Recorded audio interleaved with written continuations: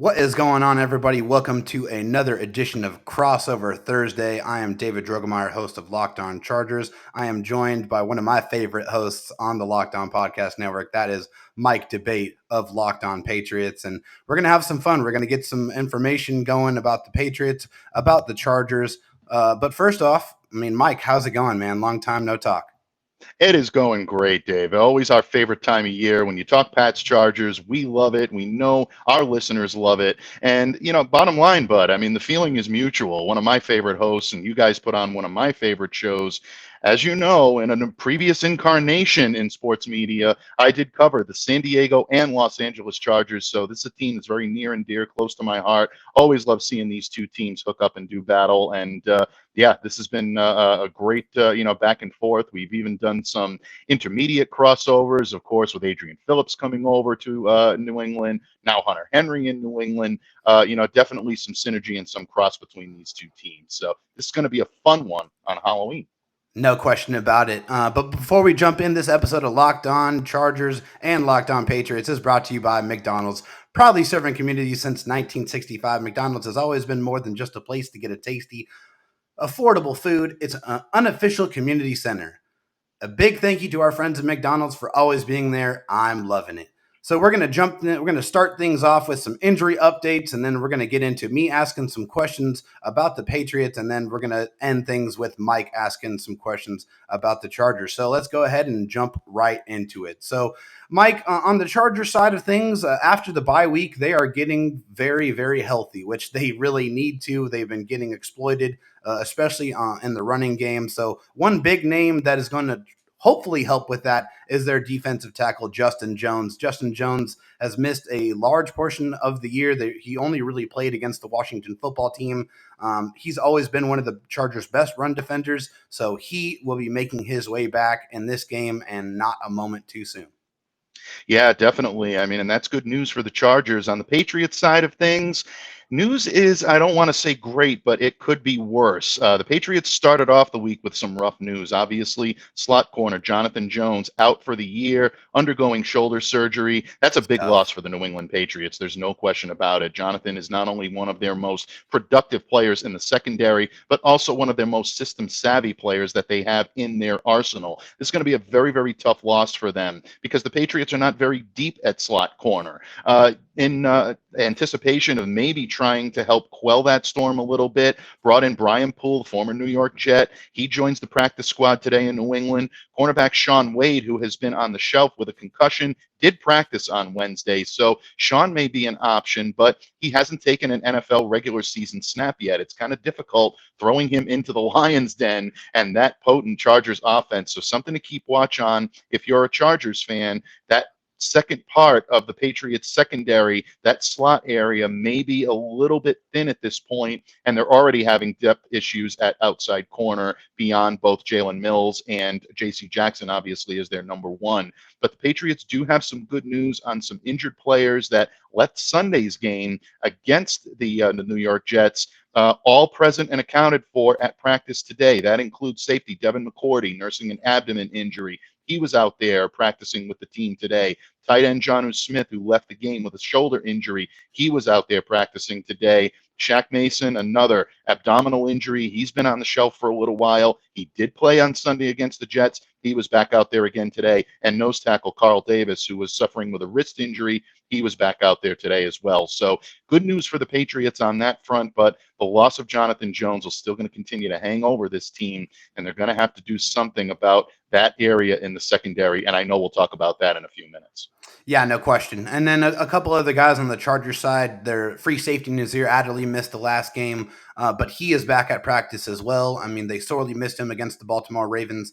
The Baltimore Ravens really had a field day against the Chargers. It was definitely the ugliest game of the year. They were missing him. They were also missing Drew Tranquill, their linebacker, in the middle of that defense. He's a guy that just really helps every aspect. A guy who's really good as a pass rusher. He has good instincts in the run game, as also a former safety, so he has some good pass coverage ability as well. Two guys that will not be making their way back, unfortunately. Brian Bulaga still going to be on the shelf after really only playing half of a game so far this season. He dealt with a back injury, also had surgery to fix a core muscle situation that he was dealing with.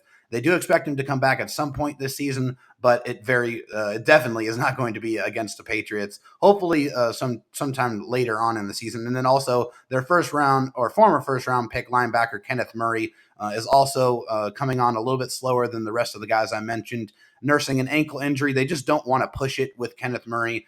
He's still a young player. He still has a lot of upside. So they want to just take their time with that. But the Chargers are getting healthy at the right time. And then, of course, after last season's just absolute embarrassment of a game against the Patriots, they need all of the players that they can get going up against this team. As we know, the Patriots don't beat themselves, so the Chargers have to go out there and do it. But that's going to, I think, wrap things up for this first segment. After we come back after this break, we're going to jump into some questions about the Patriots. I'm very interested to find out. Obviously, we got a couple of former Chargers on that squad, so we're going to get into that right after this.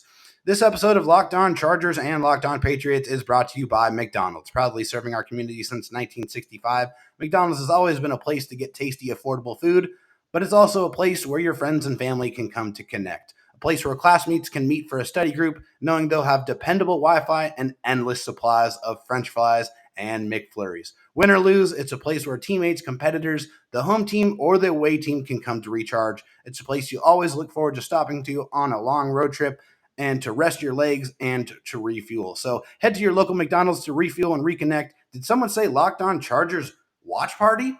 I'm loving it.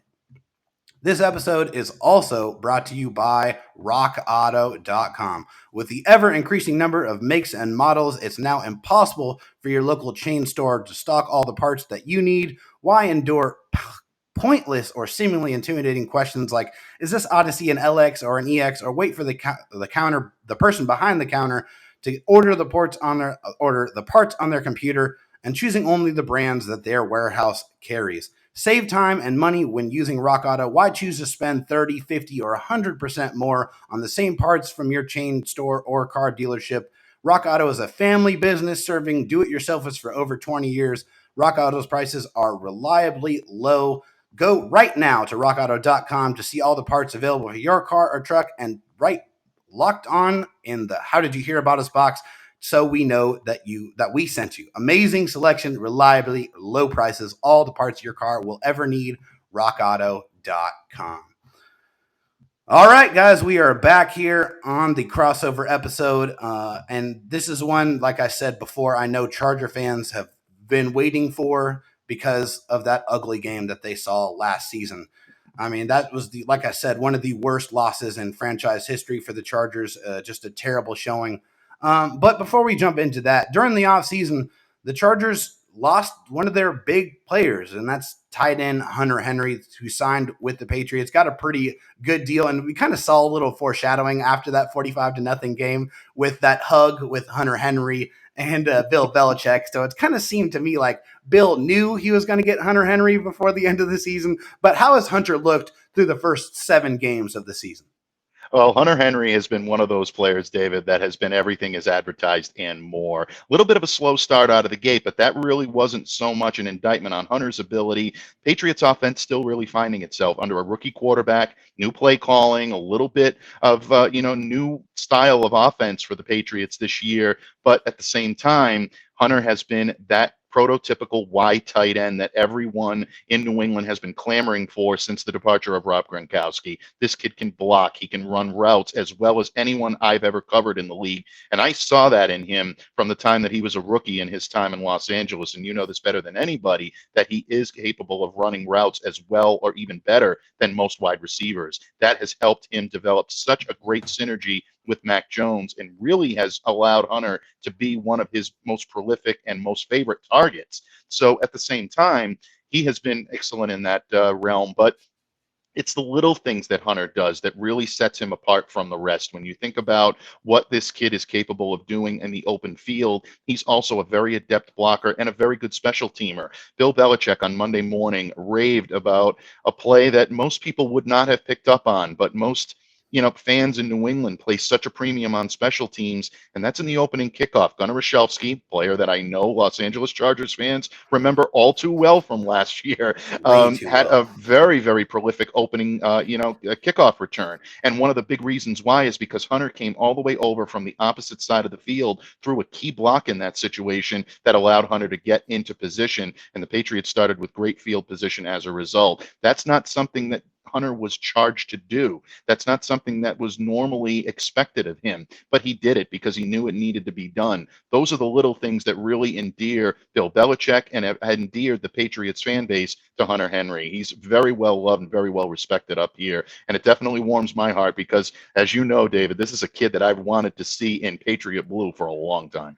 Yeah, it makes a lot of sense. A guy who just does pretty much everything that the tight end position asks you to do at a very high level. He's not the fastest tight end in the world, Hmm. but he makes up for that with very soft hands and that very accurate route running. And then you mentioned Mac Jones. Mac Jones beat out Cam Newton to be the Patriots starting QB. And I mean, he's doing very well. He's completing over 70% of his passes, but he's also thrown 6 interceptions in those 7 games as well. What has kind of been your evaluation of the rookie QB so far? Well, Mac has a tremendous amount of poise and a tremendous amount of command in this offense for such a young quarterback. You don't usually see that type of confidence in a rookie, but Mac just exudes it every single time he takes the ball, and it's really endeared him to his teammates. You hear all the time teammates that have been around in this system for a long time, like Devin McCourty, who we mentioned in the previous segment, Matthew Slater, the special teams captain, David Andrews, the captain of the offensive line, their center, has constantly gone on record to say that they see a confidence and an ability in Mac that really is uncommon throughout a lot of quarterbacks. And these guys played alongside Tom Brady for a number of years up here in New England. So they know of which they speak when it comes to quarterbacks that just have that it factor. Mac has definitely done his job. Now, has it been perfect? Absolutely not. You mentioned the interceptions. Some of those are coming on coverage interceptions or coverage sacks or attempts to get pressure on him, where Mac is throwing the ball into situations that maybe a veteran would not do. So in that respect, he is looking like a rookie in that regard. But when it comes to being able to, dictate the tempo of the game, run the 2-minute drill, Mac has been very effective in doing so. And again, he possesses the poise and the resiliency to be able to come back from difficult situations. 2 weeks ago against the Dallas Cowboys, through that back-breaking pick six to Trayvon Diggs, most quarterbacks, especially rookie quarterbacks, would have kind of cowered in the corner and they wouldn't have rebounded from that. Mac not only came back from it, he targeted the same receiver he wanted in that play, and he also went after the same player that had just ripped a pick six on him. So that type of guts, for lack of a better term, I know it's a family show, but that type of guts really is something that I think is going to continue to have him build into a pretty solid career here in New England. I mean, you got to have that swagger no matter what. You got to have confidence at the quarterback position because, if you make a mistake, you got to be able to flush it and move on because that can Right. affect how you play the game. But the Patriots funnel their offense primarily through the running backs and the tight ends. Do you think that's a function of Josh McDaniels' offense, or is that more set up to suit Mac Jones? I think it's a little bit of both. I think that when you look at traditionally what Josh McDaniels likes to do, he loves to run 12-man, 22-man personnel. That ability to have those two tight end sets and utilize the run game to set up play action. And he's done that his entire career. He's done that with Tom Brady so effectively here in New England. And New England usually had two pretty good tight ends where they could do that. Obviously, the aforementioned Rob Gronkowski, Aaron Hernandez back in the early days. I'm not going to get into that, but I mean, talk about the production on the field. Those two guys were very dynamic in terms of how they could Absolutely. play off of one another. After, obviously Hernandez was no longer a member of this franchise. Gronkowski had that type of synergy with guys like Martellus Bennett, who came in to play a little bit alongside him.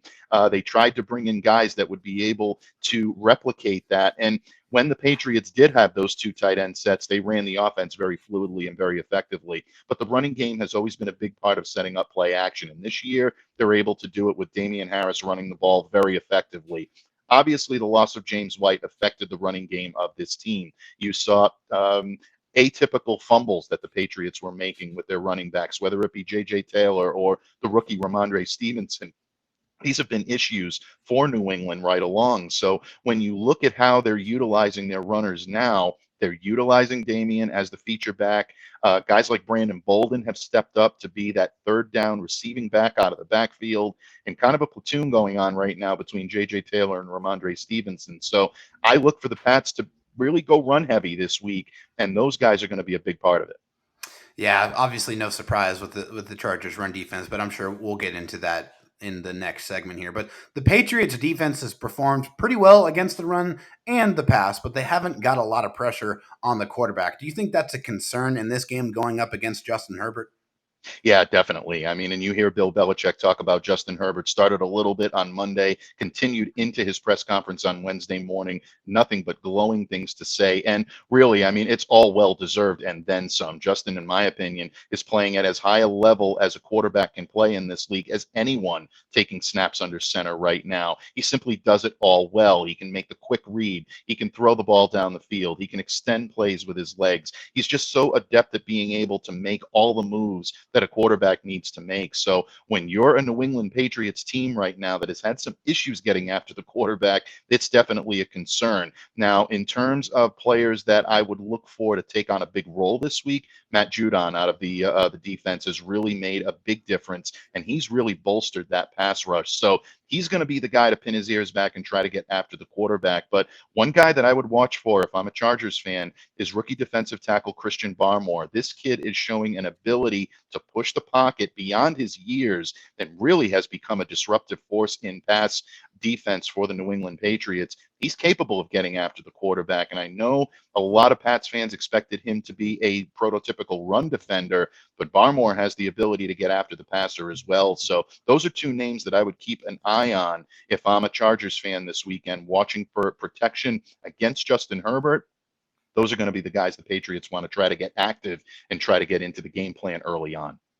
Yeah, it's kind of a reverse situation here. You're going to have the Chargers rookie left tackle Rashawn Slater going up against Matthew Judon, and you're going to have the rookie Barmore going up against the veteran center in Corey Linsley. So those are going to definitely be two matchups that are going to be really exciting to watch in this football game. But I'm going to close things out with this. If you're creating a game plan to try to beat the Patriots, what would that look like? Well, I think the blueprint has kind of been laid out a little bit. What you need to do to keep the Patriots on their heels is keep them off the scoreboard early, get early stops, show this team that you're going to be able to get after the quarterback, put pressure on Mac Jones. Now, the Patriots offensive line has had their woes, and that's been one of the big difficulties in them being able to put points on the board is helping Mac Jones feel comfortable. Last week against the Jets, and that's a pretty good front seven that the Jets do have for all of the difficulties they have in the secondary. And on the offensive side of the ball, they still employ a pretty good front seven. So the Patriots offensive line was able to provide key blocks, get run and pass protection early. If the Patriots are allowed to set and run their game right off the bat, that's going to play to their advantage. So if I'm the Chargers, get off to a start where you're keeping them off the field, force 3 and outs, keep Mac Jones off balance, try to win your battles against the offensive line of the New England Patriots, and that will allow the ball to be placed in the hands of Justin Herbert. If that happens, then he can start to pick apart that secondary that we talked about in the last segment, David, is right now very thin beyond outside corner, the two starters. That secondary can be had right now, and Justin Herbert is as good as anyone in the league at being able to pick it apart. That's how I would look at it if I'm the Los Angeles Chargers this weekend. All right. Well, I mean, that's all the questions I have from my side. So I'm going to go ahead and throw this over to Mike Debate to let him go ahead and get into his questions for me. And we'll do that right after this.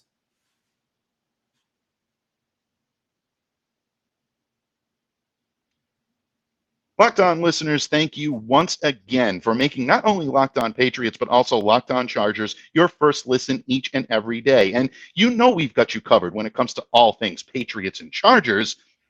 But with the trade deadline right around the corner, don't miss the NFL trade deadline show reaction to every move, plus a second half season preview. Much, much more than that as well, folks. Catch the show live from 3 p.m. to 5 p.m.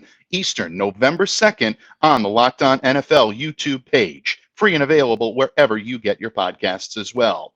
And not only are David and myself back for round 3 here on Locked On Crossover Thursday, but you know who else is back, folks? Our good friends at betonline.ag. brand new web interface for the start of the basketball season, more props, more odds, more lines than ever before. BetOnline remains your number one spot all season long for basketball and football action. Head to their new updated desktop or mobile website to sign up today and receive your 50% welcome bonus on your first deposit. Just use the promo code Locked On to receive your bonus. From basketball to football to baseball postseason, NHL, boxing, UFC, you name it, right to your favorite Vegas casino games. Don't wait to take advantage of all of the amazing offers for the 2021 season. BetOnline is the fastest and easiest way to bet on all of your favorite sports. BetOnline, where the game starts.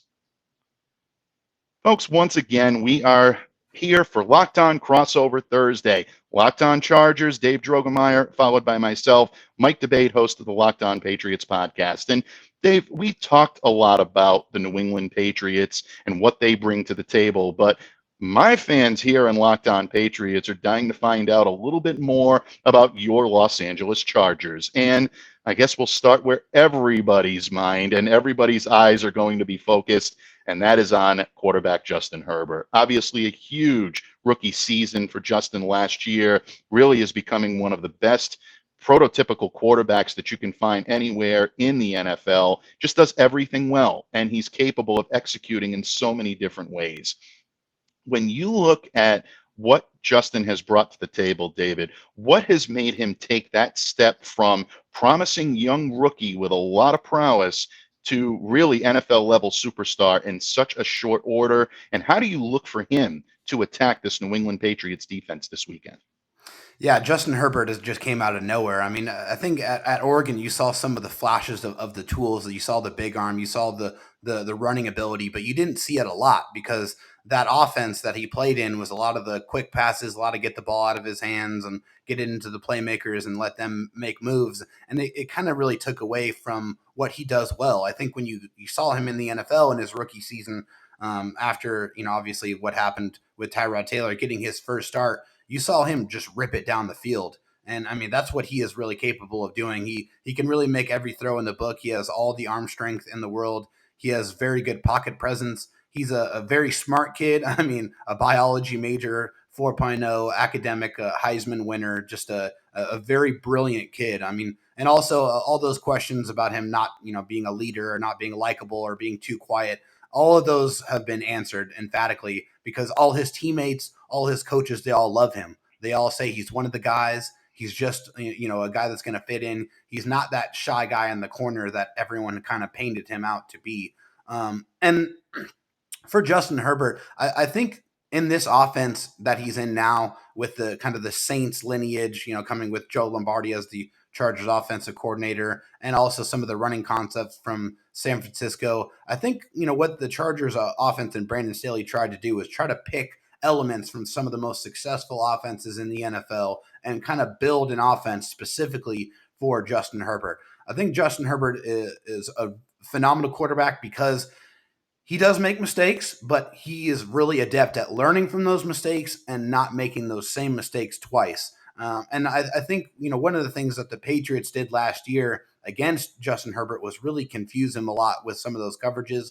I think that's one thing that he has attacked in this offseason to try to identify those defenses. I think Brandon Staley has also helped with that as well because he does a lot of that same type of thing on the Chargers defense. So I think he kind of tried to educate him on what the defense is going to do to him and then what he can do to try to beat that as well. So I know Justin Herbert is going to try to get the ball into the hands of Austin Eckler a lot. He's going to try to stress out those linebackers who, by all accounts, have had quite a bit of problems covering, especially Kyle Van Noy and Donta Hightower. They're both giving up a QB rating against over 140, which is not great. So I expect them to get targeted a lot with Austin Eckler and with the tight ends. But also one matchup to watch here is J.C. Jackson and either Keenan Allen or Mike Williams. It's kind of a pick your poison situation. So I expect the game plan to start with Austin Eckler and the tight ends and then kind of graduate to the wide receivers on the outside.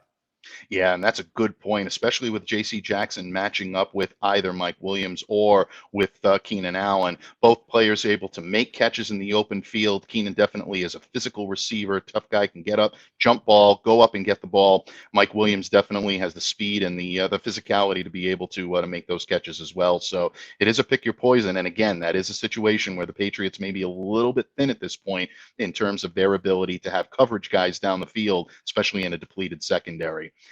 When it comes to the offensive side of the ball, or I should say the defensive side of the ball, for offensive for New England, but the defensive side of the ball for the Los Angeles Chargers. Right now, anytime you employ Joey Bosa in your pass rush, you're automatically going to be a formidable pass rush team. And the Chargers are. That is a concern for the New England Patriots. Again, we talked about it in the previous segment, going above and beyond to try to put pressure on Mac Jones, keep him off the field, get him into 3-and-outs, and keep the ball in the hands of Justin Herbert. But one area where they have struggled, and we kind of touched upon this earlier, is in run defense. Right now, the Los Angeles Chargers can be had if you want to be able to run the ball on them. And this is something that the Patriots are coming in doing a fairly good job of. If you are that Los Angeles Chargers coaching staff, Brandon Staley and his coaching staff this week, how are you looking to try to shore that up, knowing that the New England Patriots are going to come in heavy dose of Damian Harris and maybe having all four running backs active to try to give them so many diversified attacks when it comes to the running game?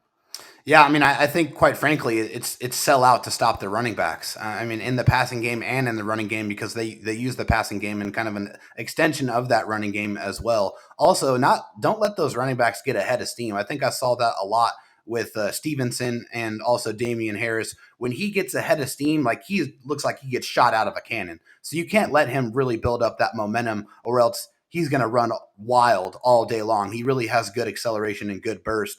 I think, like I said, I touched on Justin Jones coming back earlier. That's definitely a big key component of this, of the Chargers improving that run defense, who right now is dead last in the league, giving up 160 plus rushing yards a game and also 5.5 yards per carry. That can't happen because the Chargers defense is getting worn out, staying on the field. The time of possession is so skewed in the opposite direction because opposing teams just know that they can run the ball, stay in those first and second and third and short situations, and just keep the chains moving. They need to sell out to stop the run and really force the rookie quarterback Mac Jones to beat them. I think that's really what the recipe has to be. Brandon Staley did say he identified some issues with the run defense and also some crack replace issues with the cornerbacks on the outside not really doing their job and forcing the opposing running backs back on the inside where the defense is flowing to. They need to see some improvement there. They also just need to be more physical, just downright. They have to run. They have to attack the running backs and really run through them. And if they do that, then they might see some success.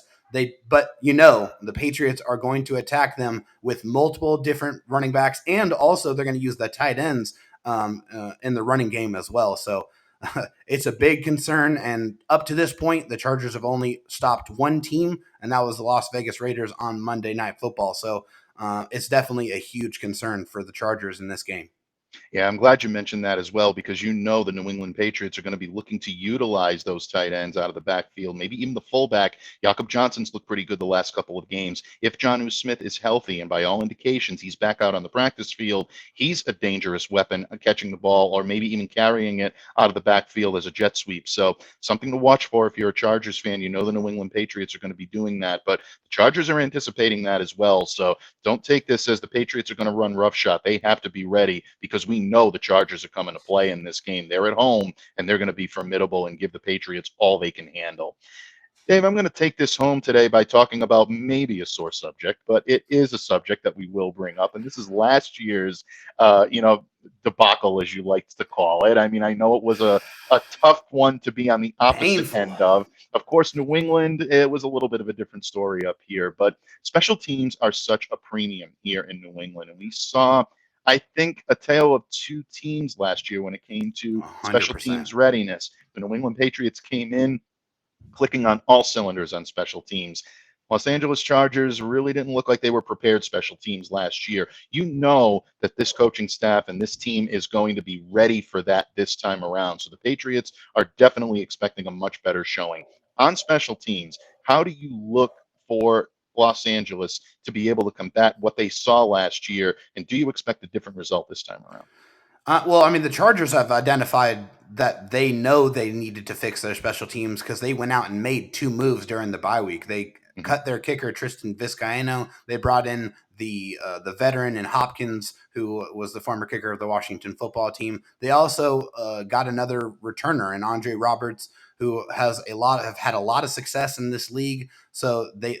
One thing I saw, and I know that teams have been doing against the Chargers, is kicking it short because they know that there was no explosive athletes that the Chargers had to kind of get a good return. They were going to pin them, behind the 25. The coverage units have been pretty decent, a lot better this year. They have a new a new special teams coordinator with Darius Swinton, and they're not that much better. I mean, they were historically bad last season, but they have improved a little bit, and at least they have shown that they are going to go out there and try to make improvements, get a new kicker, get a new kick returner, because you can't force Justin Herbert to go 80 plus yards every offensive drive. That's just not going to cut it. So yes, the Chargers are very aware of the Patriots special teams unit. And that's one aspect that they have to try to not impact this game, because that's one thing about the Patriots is they're not going to beat themselves in any phase. They're Right. very good on offense, on keeping it clean. They're very good on defense with not getting penalties, and on special teams, that's a unit that they've used as a weapon to their advantage. So the Chargers have to be very aware of that and be ready for that, because Gunnar Olszewski is one of the best returners in the NFL, bar none. Yeah, and Gunnar is slowly, rounding back into form after a little bit of a tough start to 2021. But that being said, this is a much different Chargers team, a much improved and a much more confident Chargers team than the Patriots faced last year. So for all those 45 to nothing talk about what happened last year, do not put that on your shoulders, folks. We expect a very, very good game on Sunday, and the Chargers right now are favorites in this game for a reason, and it's not just because they're the home team. They are playing well in all phases of the game, and I, for one, am really looking forward to this. It's going to be a great matchup at SoFi Stadium in the City of Angels. Folks, he is Dave Drogemeyer, one half of the hosting tandem of Locked On Chargers. He and Daniel Wade put on a tremendous show, and definitely follow David on Twitter at DRowTalkSD. You can find me and Locked On Patriots on the Bird app at LO_Patriots. Follow me individually at MDABATE NFL. For Locked On Crossover Thursday, he's Dave Drogemeyer. I'm Mike DeBate. Thank you so much for joining this episode of the Locked On Crossover Thursday podcasts. And remember, Locked On Crossover podcasts are free and available wherever you get your podcasts. Thanks for making the Locked On Network your first listen every day.